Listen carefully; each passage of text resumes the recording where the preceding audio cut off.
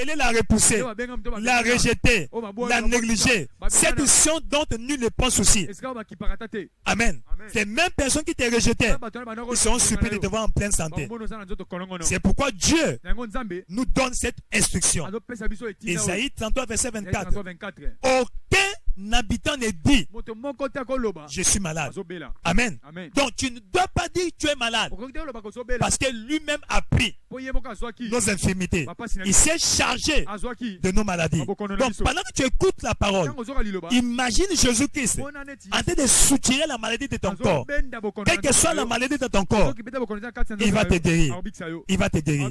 Amen.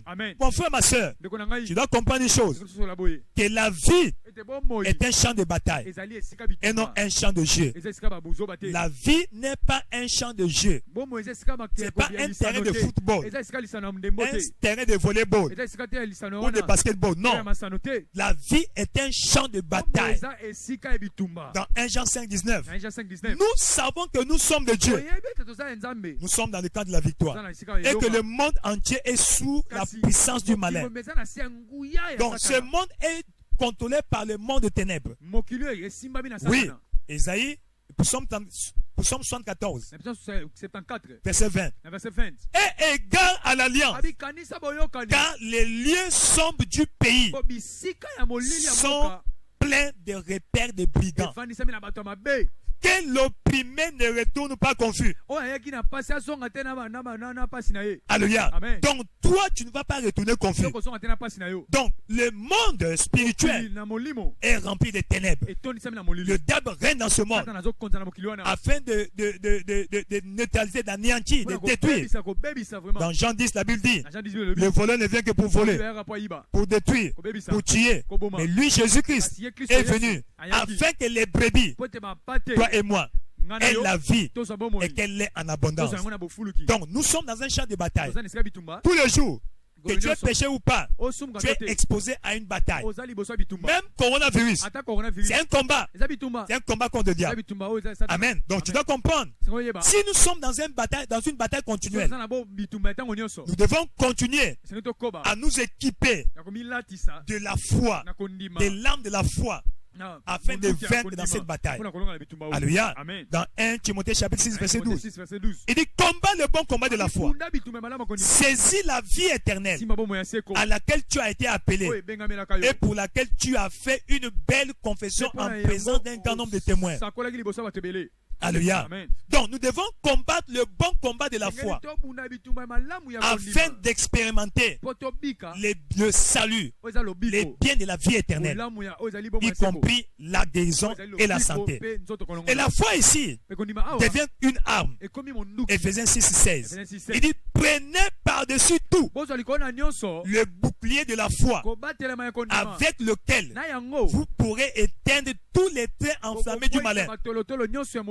Donc avec le bouclier de la foi, nous allons anéantir les effets de coronavirus et de toutes sortes de maladies. Et nous allons les anéantir dans le nom puissant de Jésus-Christ. Alléluia. Alors, nous allons voir quelle est la cause racine de la maladie. Quelle est la cause à la racine des maladies? Alléluia. Une chose, c'est l'esprit d'infirmité. Donc, derrière chaque maladie, il a un esprit. On appelle l'esprit d'infirmité. Dans Luc chapitre 13, verset 11. Et voici, il y avait là une femme possédée d'un esprit qui la rendait infirme. Depuis 18 ans, elle était courbée et ne pouvait pas du tout se redresser. Donc cette femme-là était possédée par l'esprit d'infirmité. Donc derrière chaque maladie, il y a un esprit. C'est pourquoi le jour où la maladie est arrivée, toi tu n'avais pas vu ça. Tu n'avais pas vu la maladie parce que c'est un esprit. Tu ne peux pas voir l'esprit. Non, c'est pas possible. Parce que c'est un esprit. Le jour où tu commences à sentir les symptômes, ça c'est simplement les manifestations. Mais l'esprit est déjà là. Amen. C'est pourquoi la maladie est un esprit. Donc, si la maladie est esprit, donc c'est une erreur d'attaquer la maladie physiquement d'abord. Parce que les produits pharmaceutiques ne peuvent pas attaquer l'esprit, ne peuvent pas entrer dans la dimension spirituelle. Les produits pharmaceutiques traitent le corps physique. Mais si la maladie est spirituelle, si la maladie est esprit, on doit d'abord attaquer le côté spirituel. Quand on attaque le côté spirituel, et de là, on va prendre les médicaments et cela, ça va anéantir. Parce que tant que l'esprit n'est pas ôté, la maladie sera là. Quand tu vois, tu vas à l'hôpital, tu prends les médicaments, on te donne un traitement, un bon médecin. Après, tu sens la calmie. Après, à un moment donné, la maladie vient encore. Parce qu'il y a un esprit qui pompe les maladies. Amen. Et ce soir, tout esprit qui pompe les maladies dans ton corps, aujourd'hui, cet esprit est chassé de ton corps, chassé de ta vie. Dans le nom puissant de Jésus. Dans le nom de Jésus-Christ. Dans le nom puissant de Jésus-Christ. Dans Acte 10, 38, nous voyons encore un éclairage ici. Acte 10, 38. La Bible dit, vous savez comment Dieu a oint du Saint-Esprit et de puissance. Jésus-Christ de Nazareth, qui allait de lieu en lieu, faisant du bien et guérissant tous ceux qui étaient sous l'empire, sous l'oppression du diable, car Dieu était avec lui. En d'autres termes, la maladie est un esprit. La maladie est une oppression satanique. Alléluia. La maladie n'est pas naturelle. La maladie est une oppression. Une oppression satanique. Une oppression satanique. Donc c'est pas seulement parce que tu as péché que tu es malade. C'est une oppression satanique qui se manifeste par la maladie. Alléluia. Mais ce soir, l'onction qu'il y avait en Jésus-Christ nous sera communiqué. Et la maladie dans ton corps sera anéantie dans le nom de Jésus-Christ.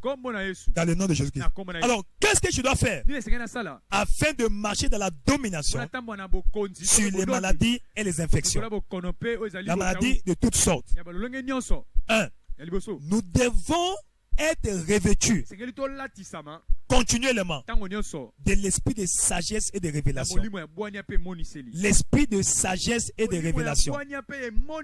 Alléluia. Amen. Nous devons chercher à être revêtus de l'esprit de sagesse et de révélation. Alors, quand on parle de l'esprit de sagesse et de révélation, c'est une dimension du Saint-Esprit. C'est une dimension du Saint-Esprit agissant dans nos vies.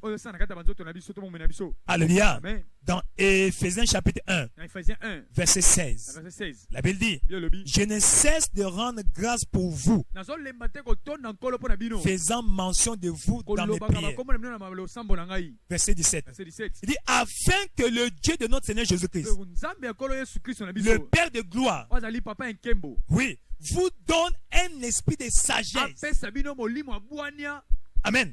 Dans les dons du Saint-Esprit, on nous parle des dons de révélation, parmi lesquels nous avons la parole de sagesse.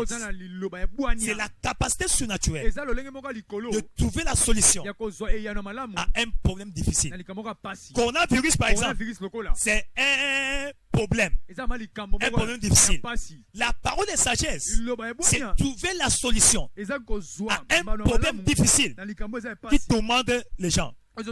Alléluia. Donc ici, nous devons chercher à être revêtus de l'esprit de sagesse. L'esprit de sagesse nous donne la solution. L'esprit de révélation, par exemple, nous dit que c'est ça la solution. Par exemple, aujourd'hui, le monde est en train de combattre le coronavirus. Oui, physiquement, ne pensez pas qu'il y aura un nouveau médicaments aujourd'hui. Parce que si les médecins inventent un nouveau médicament, il faut au moins 1 an ou 2 ans pour que ces médicaments soient administrés. Alléluia. Mais on ne va pas attendre 2 ans pour que nous soyons guéris de coronavirus. Amen. Mais qu'est-ce que Dieu fait dans de telles situations? Dieu va révéler un produit qui existe déjà. Qui existe déjà. Peut-être qui est utilisé pour guérir d'autres maladies. Et Dieu, dans dans sa sagesse, n'est-ce pas, va revêtir ce produit-là des vertus de guérison pour attaquer et détruire le coronavirus. Donc c'est ça le Seigneur Dieu nous dit ici. L'esprit de sagesse et de révélation. Donc maintenant où nous parlons, Dieu est en train de travailler dans les laboratoires partout dans le monde entier, que les grands inventeurs, les grands laborantins, les grands médecins, Dieu va ouvrir leurs yeux. Par exemple, on parle aujourd'hui de la chloroquine. Amen. Ça peut être une des solutions. Puisqu'on voit déjà les résultats de cela. Donc notre prière c'est quoi? Que Dieu renforce sa révélation afin que le produit qui existe déjà soit révélé à ces médecins. Amen. Ça c'est le côté physique. Le côté spirituel maintenant, nous avons des solutions. Amen. Parce que dans la parole de Dieu, il y a la solution à tout problème de la vie. Avant que le problème arrive, la solution était déjà là. Et ce soir, la parole de Dieu est l'une des solutions. C'est l'une des solutions. Donc l'esprit de sagesse et de révélation. L'esprit de sagesse et de révélation. C'est ça que nous avons besoin. Nous avons besoin. Alléluia. Amen. L'esprit de révélation nous dira quoi? Il dit, dans leur détresse, ils crièrent à l'Éternel. Le monde est dans la détresse. Amen. J'étais surpris de voir la veille de prière en Espagne. Espagne. Veille de prière. Ah! Alléluia. Amen. Bon. Que voulez-vous? Toutes choses concourent au bien de ceux qui aiment Dieu. Nous avons chassé Dieu de nos maisons. Nous avons chassé Dieu de nos entreprises. Nous avons chassé Dieu de nos écoles. Nous avons chassé Dieu de nos véhicules. Nous avons chassé Dieu de nos milieux. Alors, quand le diable frappe, nous avons chassé Dieu. Voilà pourquoi nous souffrons. Alléluia. Et aujourd'hui, je suis surpris de voir à la Maison Blanche, on a fait des prières. Le secrétaire d'État américain, Mike Pompeo, en train de prier, en train de pleurer dans la prière. Oh Seigneur, Dieu soit glorifié. Est-ce qu'il fallait attendre que le diable nous frappe à ce niveau-là pour que nous reconnaissons Dieu? Mon frère, ma soeur, il est grand temps que nous nous tournons à lui. Amen. Ne pense pas que tu vis à cause de ta puissance. Non, c'est Dieu. C'est pas la grâce. Surtout nous en Afrique, c'est la grâce. Regardez la Chine. Ils ont fait 2 mois, 3 mois. Qu'on a vu c'est parti. Mais ils ont tous les mécanismes du monde pour attaquer les maladies. Alléluia. Amen. Mais nous, on n'a pas assez de moyens physiques. Dieu merci. Il y a des moyens spirituels. Il y a des moyens spirituels. Il y a des moyens spirituels. C'est pourquoi ce soir, nous allons comme on est de nous révéler les moyens spirituels pour trouver la solution. Quand tu vas appliquer cela dans la foi, oh, coronavirus sera loin de chez nous. Loin de la RDC, loin de la SADC, loin de la CEMAC, loin des pays de Ganlag, loin de l'Afrique, loin de l'humanité, dans le nom puissant de Jésus-Christ. Donc Dieu révèle la solution. Et dans leur détresse, ils crièrent à l'Éternel. Et l'Éternel les délivra de leurs angoisses. Il envoya sa parole. Et sa parole les guérit. La parole les fit échapper de la force. Donc la parole de Dieu qui pénètre ton esprit est la solution principale contre toute maladie. Si la maladie est un esprit, la parole de Dieu est esprit. Et quand la parole rencontre la maladie sera détruite. Alléluia. Pareil, tu écoutes cette parole. Toute maladie dans ton corps sera détruite. Sera détruite. Sera détruite. Sera détruite. Sera détruite. Dans le nom puissant de Jésus. Toi, tu es béni. Toi, tu es béni. Tu es béni. Acclame tes faux plaies, Seigneur. Acclame tes faux plaies, Seigneur. Amen. Donc, Dieu est bon. C'est un Dieu merveilleux. Alléluia. Amen. Qu'est-ce que nous devons faire? Nous devons continuer donc à nous nourrir de la parole. La parole de Dieu. Dans Proverbe chapitre 4, verset 20 à 22. La Bible dit, mon fils, sois attentif à mes paroles. La parole de Dieu. Prête l'oreille à mes discours. Qu'il ne s'éloigne pas de tes yeux. Garde-les dans le fond de ton cœur. Donc la parole de Dieu que tu écoutes doit rester avec toi. Et tu dois la garder dans le fond de ton cœur. Ton cœur, ton esprit, c'est le sol fertile. Il va recevoir la sémence de la parole. Et quand la parole est plantée dans ton esprit, elle va commencer à pousser les vertus de guérison. Amen. Alléluia. Au verset 22, il dit, car c'est la vie pour ceux qui les trouvent. C'est la santé pour tout leur corps. De la tête jusqu'au pied. De la tête jusqu'au pied. Jusque dans la moelle épinière. La parole de Dieu est le médicament. Et les médicaments.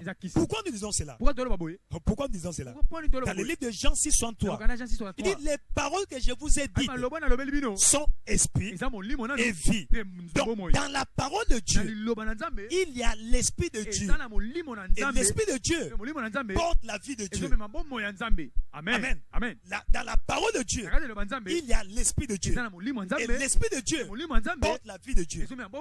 Dans Jean chapitre 1, verset 1 à 5, il dit, au commencement était la parole. Et la parole était avec Dieu. Et la parole était Dieu. Donc, dans la parole de Dieu, il y a Dieu. C'est-à-dire qu'il y a la nature de Dieu. Donc, dans la parole de Dieu, c'est tout la nature de Dieu que nous appelons la vie Zoé. Il dit, cette parole était avec Dieu. Cette parole était avec Dieu. Elle était au commencement avec Dieu. Et toute chose a été faite par elle. Et rien de ce qui a été fait n'a été fait sans elle, sans la parole. Et en elle, la parole était la vie. Donc dans la parole de Dieu, il est la vie de Dieu.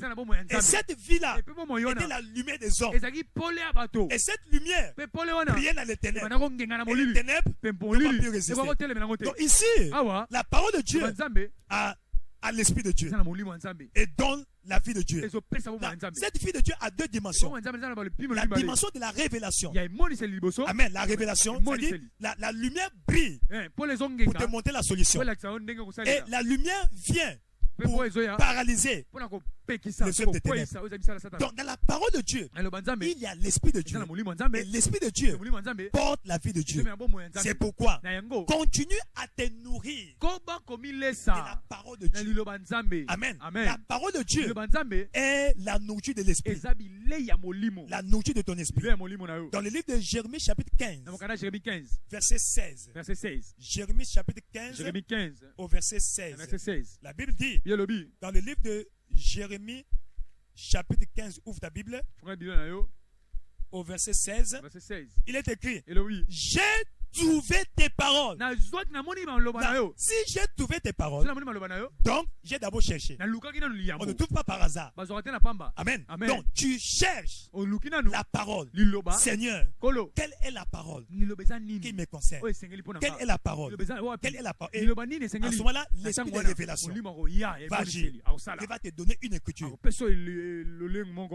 Au 19e siècle, en Australie, il y avait la peste. Il y avait un grand homme de Dieu, Alexander Dowie. Amen. Il était pasteur. Mais quand la peste arrive, comme coronavirus aujourd'hui, en l'espace de 2 mois, il a perdu au moins 40 personnes. Mais Seigneur, je suis fatigué. Des fois, les cérémonies on les soit des nomméments, d'enterrement. Non, quand il était abattu, pourquoi? Mais si tout le monde va mourir, il va rester à l'église. Amen. Pendant qu'il priait, il demandait Seigneur, pourquoi? Quelle est la solution? Quelle est la solution? Et Dieu l'a amené dans Acte 10:38. Vous savez comment Dieu a oint du Saint-Esprit, Jésus-Christ de Nazareth. Amen. Et de puissance. Il dit, il allait de lieu en lieu, faisant du bien et guérissant tous ceux qui était sous l'empire du diable. Car Dieu était avec lui. Quand il a reçu cette écriture, il y a eu comme une révolution en lui. Il n'avait plus peur d'aller dans les hôpitaux, prier pour ceux qui étaient malades. Et c'est comme ça que dans son église, il n'y avait plus de morts. Alléluia. Il était parmi l'un des partisans que tu as utilisé pour effacer la peste en ce moment-là. Mon frère, ma soeur, tu dois chercher la parole. La parole qui concerne ton problème. Peut-être ton problème, ce n'est pas la maladie physique. Peut-être la maladie financière. Amen. Peut-être c'est la sécheresse, les échecs, la stérilité. Va à Dieu. L'esprit des révélations va ouvrir tes yeux sur un verset biblique. Et il va te donner accès au mystère du Nouveau Testament. Donc continue à te nourrir de la parole. À te nourrir de la parole. Alléluia. Et enfin, pour ce soir, continue à prendre part au mystère du royaume. Jean chapitre 6. Pendant que nous nous préparons pour prendre part à la table du Seigneur. Jean chapitre 6. À partir du verset 48. Amen. La Bible dit, Jésus dit, je suis le pain de vie. Vos pères ont mangé la manne dans le désert et ils sont morts. C'est ceci le pain qui est descendu du ciel, afin que celui qui en mange ne meure point. Un pain qu'on mange et qu'on ne meurt point. Alléluia. Amen. Verset 51. Je suis le pain de vie. Dit le pain qui porte la vie. Ou le pain qui donne la vie. Le pain qui porte la vie et qui la transmet. D'autres versions disent, je suis le pain vivant qui est descendu du ciel. Si quelqu'un mange de ce pain, il vivra éternellement. Quand tu manges de ce pain-là, la vie dans ce pain sera communiquée dans ta vie pour renforcer ta vie, pour embellir ta vie, pour réparer ta vie. Alléluia. Et le pain que je donnerai, c'est ma chair que je donnerai pour la vie du monde. Alléluia. Non, quand il prêchait ce message, les gens ne comprenaient pas. Verset 52. Là-dessus, les Juifs disputaient entre eux. Comment peut-il nous donner sa chair à manger? Comment? Ça, c'est un vampire. Donner son père, son corps pour manger. Son sang pour boire. Non. Jésus dit au verset 53. En vérité, je vous le dis. Si vous ne mangez la chair du Fils de l'homme, et si vous ne buvez son sang, vous n'avez point la vie en vous. La vie en vous-même. Mais Jésus ne parlait pas aux morts. Il parlait aux vivants. Il dit, si vous ne mangez la chair du Fils de l'homme, si vous ne buvez pas son sang, vous n'avez point la vie en vous. Donc ici, il parle aux gens qui sont vivants, mais qui ont besoin d'une vie différente, que nous appelons ici la vie Zoé. La vie que Jésus-Christ avait. Aucun jour, Jésus était malade.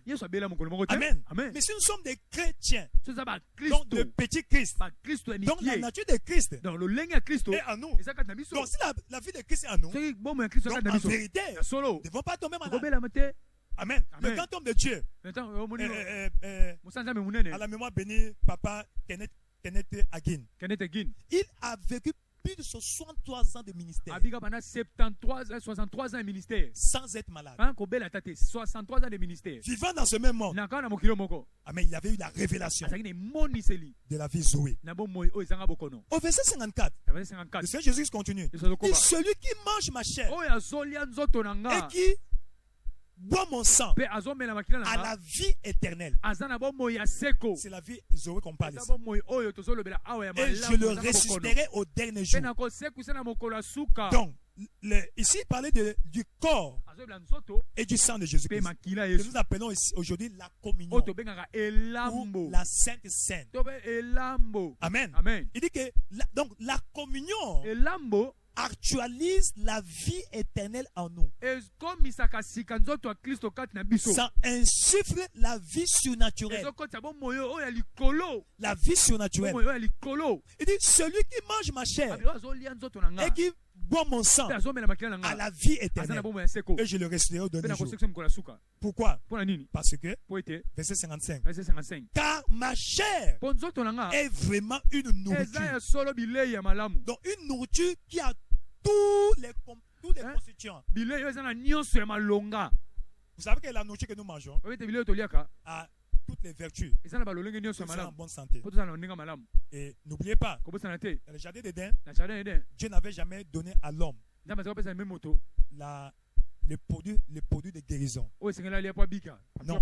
Tout ce que Dieu avait donné à l'homme, c'est la nourriture à manger. Parce que dans cette nourriture-là, il y avait toutes les vertus. Que l'homme soit physiquement bien portant. Alléluia. C'est quoi Jésus dit ici? Que sa chair est vraiment une nourriture complète, qui a tous les constituants nutritifs que l'homme a besoin. La personne a besoin pour vivre sur la terre. Et il dit, et mon sang est un vrai breuvage, une boisson exceptionnelle. Quand tu bois cette boisson-là, ta santé est parfaite. Amen. Tu es en bonne santé. Amen. Donc ce soir, quand tu vas prendre part à ce mystère, nous appelons ça mystère parce qu'il ne vient pas de Jérusalem. Non, c'est simplement un mystère que Dieu révèle. Et quand tu vas prendre part à cela, mon frère, quelle que soit la maladie dans ton corps, si tu crois que la parole de Dieu est vérité, et c'est vrai, tu vas expérimenter ton miracle dans le nom de Jésus-Christ. Amen. Il dit, car ma chair est vraiment une nourriture et mon sang est vraiment un breuvage. Celui qui demeure en moi et celui qui mange ma chair et qui boit mon sang demeure en moi et moi je demeure en lui. Donc quand tu prends part à la table du Seigneur, on appelle ça la communion. Nous sommes en union commune avec Dieu, avec Jésus-Christ. Amen. Regardez, dans Colossiens chapitre 2, livre verset 9. Colossiens 2, verset 9. Bien-aimé, nous avons la Bible là, Colossiens 2, verset 9. Amen.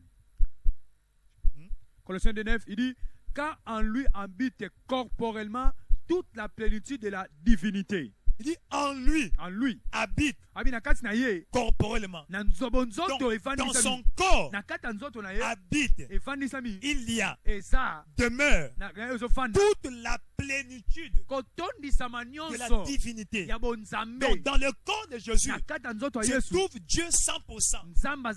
La nature de Dieu est dans le corps de Jésus. En Jésus, dans son corps.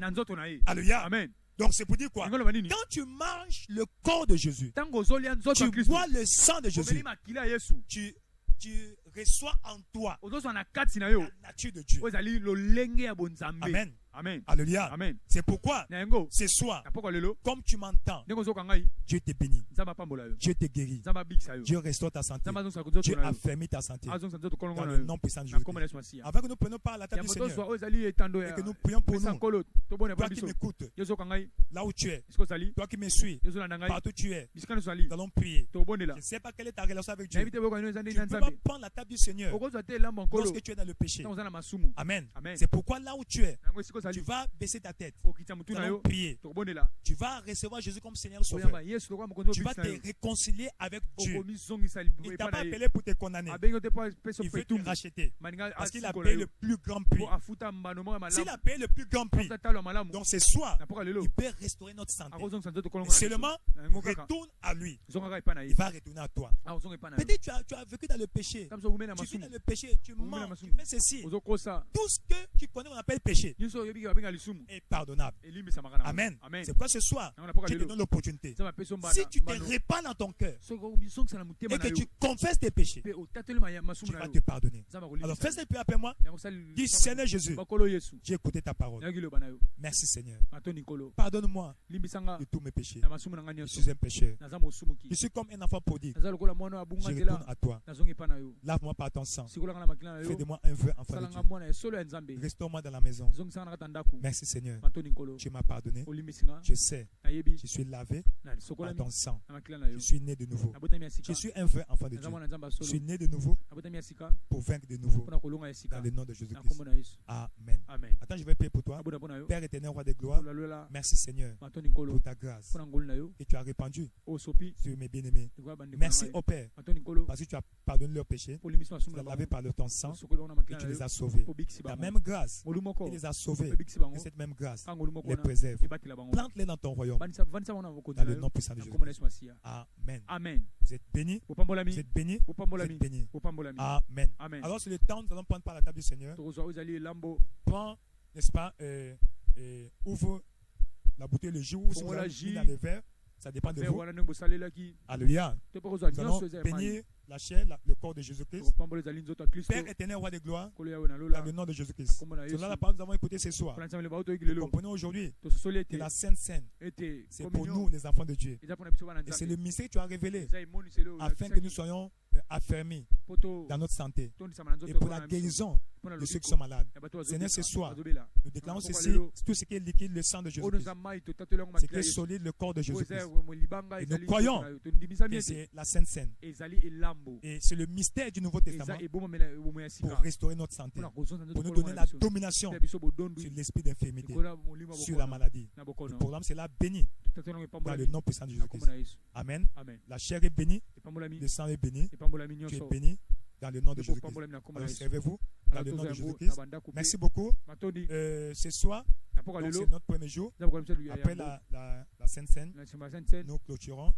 Tu peux manger, mais mange pas beaucoup. La nuit, réveille-toi, prie. Demain, nous serons encore ici à 17h, ensemble pour encore notre deuxième jour de jeûne et prière.